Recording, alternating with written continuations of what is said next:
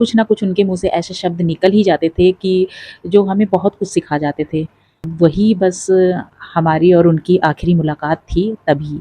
ऐसा टाइम होता है कि ये सब चीज़ें समझ में नहीं आती हैं। उसी दिन मॉर्निंग में कॉल आया था, बस भगवान जी सब ठीक हो, और अभी माइंड बहुत ज़्यादा अपसेट है।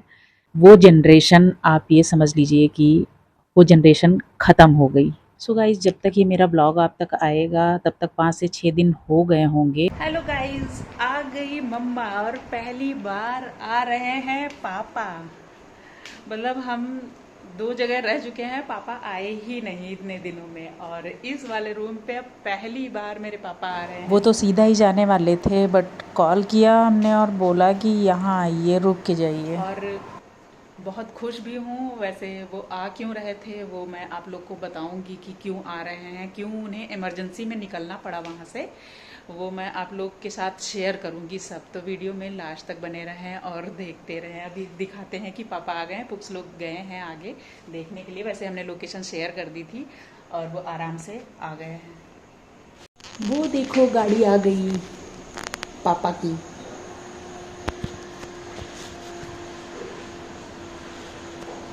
और फिलहाल यहाँ फ़ोन पकड़ने वाला कोई नहीं है, तो मैंने फ़ोन रख दिया है सीढ़ियों पे।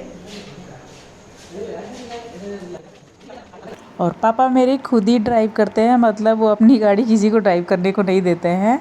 कितना भी लंबा सफ़र हो तो वो खुद ही ड्राइव करके आते हैं। तो ये मॉर्निंग में निकले थे और रात के 9 से 10 हो गए हैं लगभग, तो अब पहुँचे हैं यहाँ आके। और सीधा जाने वाले थे गांव। तो हमने कहा अभी 1 घंटे का रास्ता है गांव, अभी क्या ही करेंगे जाके, रात हो गई है तो यहीं आके रुकिए और उसके बाद मॉर्निंग में निकल जाइएगा। तो फिर पूरा दिन से गाड़ी भी चला के आए हैं, कल नाइट ड्यूटी भी थी वो भी करके तब निकले थे। तो आएंगे यहाँ पे थोड़ा सा मतलब आराम कर लेंगे, सो लेंगे, फिर कल जाएंगे।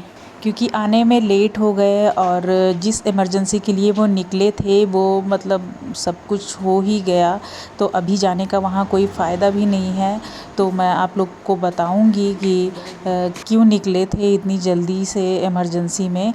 तो फ़िलहाल आ गए हैं और ये पहली बार हमारे यहाँ रूम पर आए हैं। पता नहीं कितनी जगह मैं रह रह के आ गई हूँ और पापा कभी आते ही नहीं, बुलाते रहो तब भी। वैसे 6 साल के बाद आए हैं और आके चाय नाश्ता किए और कर रहे हैं आराम। तो मैंने कोई ब्लॉग शूट नहीं किया, फ़िलहाल एक फ़ोटो ही क्लिक की थी। और मम्मी भी यहाँ बैठी हुई हैं। मैंने दाल चावल बनाया और मम्मी ने तड़का लगाया। पापा ने खा लिया है और अब ये दोनों खा रहे हैं, इसके बाद मैं और मम्मी खाएंगे। तो ये रही मम्मा आ चुकी है, देखो खाना भी बनाई है और ये लोग बढ़िया टेस्टी सा खाना खा रहे हैं। बोल रहे हैं मम्मा के हाथों का प्यार। अब दोनों बैठे खा रहे हैं और पापा वॉशिंग मशीन बनाने की कोशिश कर रहे थे। जैसा कि मैंने बोला था कि वो आएंगे तोड़ मरोड़ के इसको बना ही डालेंगे। तो इसमें देख लिए हैं क्या क्या प्रॉब्लम है, तो जो भी लाना पड़ेगा इसमें सामान लाएंगे, फिर लगा देंगे कल तक। काजू बार बार नाक में हाथ लगाते हैं तो इनको डांटा गया है क्योंकि फेस पे दाने पड़ जाते हैं। तो अभी 10 उठक बैठक लगाए हैं। 1 से 1 1 2 3 4 5 6 7 8 9 10। अब नाक में हाथ लगाओगे, फेस पे हाथ लगाओगे? नहीं ना, अब नहीं लगाएंगे काजू। 10 उठक बैठक लगाए, सज़ा मिली है।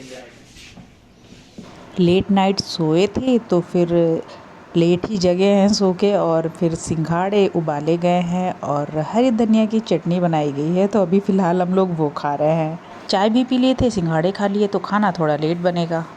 मजनू देखो, मम्मा से मैंने बोला कि ये स्वेटर हमको आ जाएगा तो मम्मा बोल रही तुमको नहीं हमको आएगा। मजनू के स्वेटर पे सबकी नज़र है।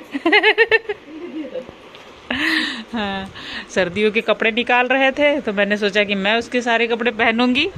तो देखो ये पहले ही पहन के खड़ी हैं, कह रहे हैं हमको बढ़िया आ रहा है।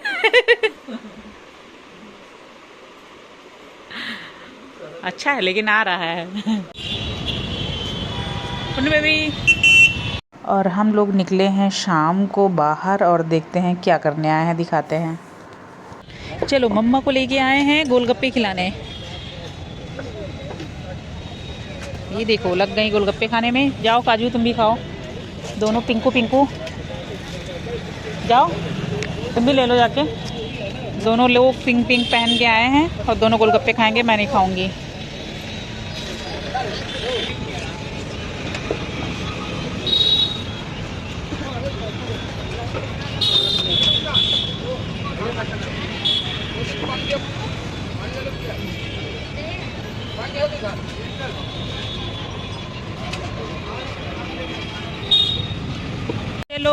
हमने खाई आइसक्रीम, पहले खाए गोलगप्पे, अब खा रहे हैं आइसक्रीम। पुन्नू बेबी आइसक्रीम खा के मज़ा आ रहा है?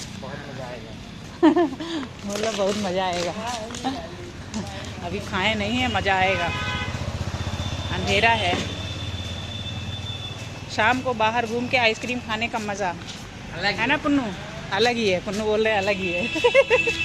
आइसक्रीम खाने के लिए ये साथ आए हैं और उनको नहीं आना था तो वो नहीं आए हैं।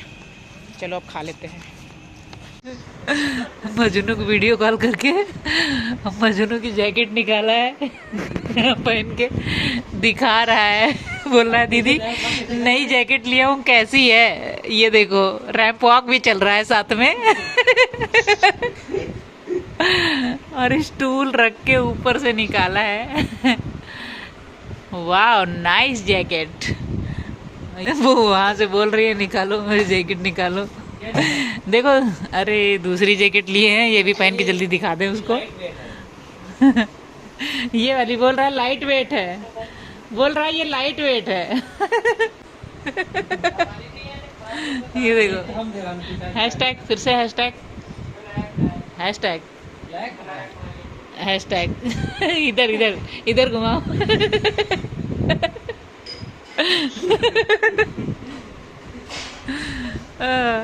मजनू के सारे कपड़े मैंने निकाले हैं, फिर देख रही हूँ कि कौन से मुझे आएंगे। तो ठंडियाँ शुरू होने वाली हैं, तो जिससे कि मैं पहनूंगी, तो वही इसीलिए मैंने निकाले हैं। ये तो जैकेट मुझे नहीं आएगी, बट बहुत प्यारी जैकेट है ये।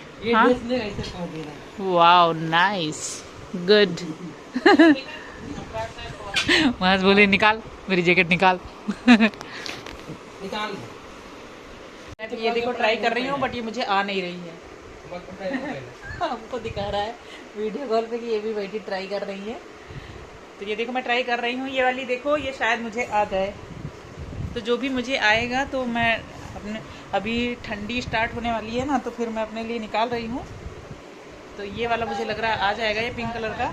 बढ़ा जाएगा नहीं, ये पिंक कलर अच्छा है, ये वैसे भी लूज हो गया है रखे रखे इसका कपड़ा, तो ये मुझे आ गया देखो। तो ये मैं रख लूँगी। धीरे धीरे मजनू के सारे कपड़े गायब हो जाएंगे, बस मैं थोड़ी सी पतली हो जाऊं, फिर सारे कपड़े मेरे, सारे कपड़े मेरे। ये देखो, ये मजनू की जैकेट मुझे आ गई है और बहुत बढ़िया। और मम्मा कह रही है कि तुम हो गई हो थोड़ी सी पतली, इसीलिए मजनू के कपड़े आने लगे हैं, अब तुम पहन सकती हो, सारे कपड़े खत्म। और ये देखो एक और स्वेटर मजनू को सारे दिखाए जा रहे हैं कि कौन सा रखें कौन सा नहीं। मजनू कह रही है सारे मेरे कपड़े रख दो।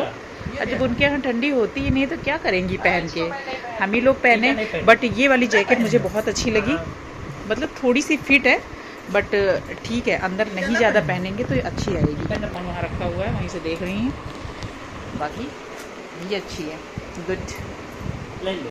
मजनू देखती ही रह जाएंगी, मम्मा इनके कपड़े ले लेंगी। ये देखो वीडियो कॉल पे देख रही हैं,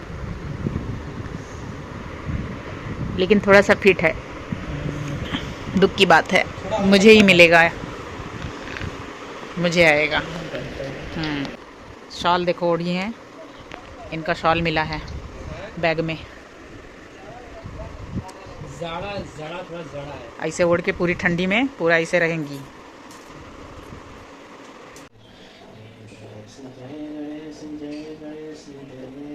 मम्मा नहा के रेडी हो गई हैं और पूजा पाठ कर रही हैं, मॉर्निंग का जो भी करती हैं अपने यहाँ भी। तो मेरे यहाँ भी आके, मैंने यहाँ पे बहुत ज़्यादा जगह नहीं है तो मैंने किचन में ही छोटा सा मंदिर बना रखा है, तो यहीं पूजा पाठ कर रही हैं। मैंने पराठे बना दिए हैं क्योंकि अभी इन लोग को निकलना है गाँव, तो चाय और पराठे मैंने बना दिए हैं। और शाम को जब हम बाहर गए थे गोलगप्पे खाने, तो वॉशिंग मशीन पापा बना रहे थे।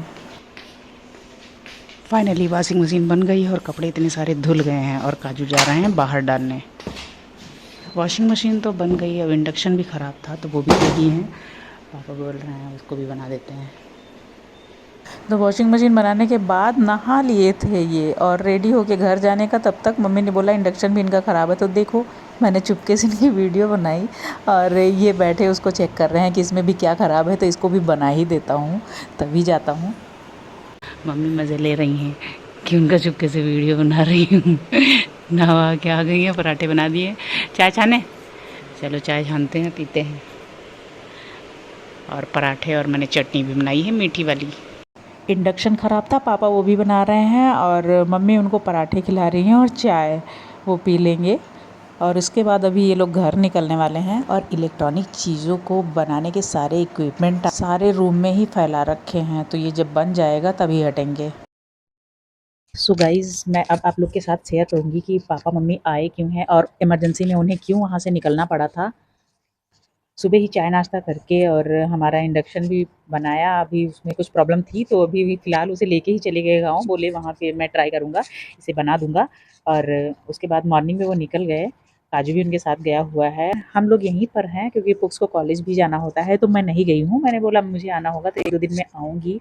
और पापा मम्मी वहाँ से निकले तो उन्हें काफ़ी लेट हो गया था पहुँचते-पहुँचते, और जिस चीज़ के लिए वो आ रहे थे तो वो चीज़ हो ही नहीं पाती, मतलब जिनसे मिलने के लिए आ रहे थे उनसे मिल ही नहीं पाते, तो इसीलिए क्या हुआ ना कि वो हमारे यहाँ ही आके रुक गए। एक्चुअली क्या हुआ कि मेरी जो छोटी दादी है वो एक्सपायर कर गई थी, तो फिर फ़ोन किया गया तो पापा की नाइट ड्यूटी थी, फिर मॉर्निंग में ही वो निकले। जो भी ऑफ़िशियल उनके फ़ॉर्मेलिटी होती है वो सारी पूरी करके ही निकलेंगे, तो वो मॉर्निंग में ही निकले, बट यहाँ शाम तक वो मतलब दोपहर तक वो पहुँच ही नहीं पाते। तो छोटी वाली दादी का अंतिम संस्कार वग़ैरह कर दिया गया था गाँव में ही। तो पापा तो पहुँचे रात में, तो फिर वो नहीं गए। वैसे जो मेरी आंटी हैं उनके पापा मतलब नाना, पिछले व्लॉग में मैंने आप लोग को बताया था कि उनकी भी तबीयत बहुत ख़राब है, तो आंटी गई थी उनको देखने के लिए, तो पुक्स एंड काजू ये सब लोग जाके उनसे मिल के देख के आ गए थे और उनकी भी तबीयत बहुत ख़राब थी। तो छोटी वाली दादी मेरी जिस दिन एक्सपायर हुई, फिर पापा निकले और बोले कि ये ऐसा हो गया है तो फिर मैं जाऊँगा। तो मेरे जो नाना हैं मतलब आंटी के जो पापा, उनकी तबीयत ख़राब है, तो शायद मैं अब घर जा रहा हूँ तो इनका इलाज कर दूँ, वो ही ठीक हो जाएँ, हो सकता है मेरे हाथों। पर क्या हुआ ना कि वो वहाँ से जब तक निकले तो नाना भी एक्सपायर हो गए नेक्स्ट डे मॉर्निंग ही। तो फिर उनका भी अंतिम संस्कार वग़ैरह हो ही गया था, जब तक वो लखनऊ पहुँचे, दोनों का ही हो गया था। तो 2 दिन में हमारे यहाँ फैमिली में मतलब ऐसा हुआ कि 2-2 लोग एक्सपायर कर गए, और दोनों ही काफ़ी दिनों से बीमार थे। मतलब छोटी वाली दादी भी काफ़ी दिनों से बीमार थी, उनका भी इलाज चल रहा था, और नाना का भी हार्ट का प्रॉब्लम था। तो ऐसा हो गया तो पापा मम्मी इसीलिए निकले थे, और फ़िलहाल हम लोग तो यहीं हैं, और वो घर गए हैं और जाएँगे वो सबके यहाँ, मतलब आंटी के मायके, वहाँ भी जाएँगे हो सकता है, और यहाँ भी। सो गाइज़, जब तक ये मेरा ब्लॉग आप तक आएगा तब तक 5 से 6 दिन हो गए होंगे, क्योंकि अभी वहाँ पे हम लोग ने कोई ब्लॉग वीडियो कुछ भी शूट नहीं किया, क्योंकि ऐसे मतलब ऐसा टाइम होता है कि ये सब चीज़ें समझ में नहीं आती हैं। तो 5 से 6 दिन बाद ही ये ब्लॉग हो सकता है आए, और 5 से 6 दिन बाद ही मैं ये ब्लॉग शूट कर रही हूँ और आप लोग के साथ शेयर कर रही हूँ।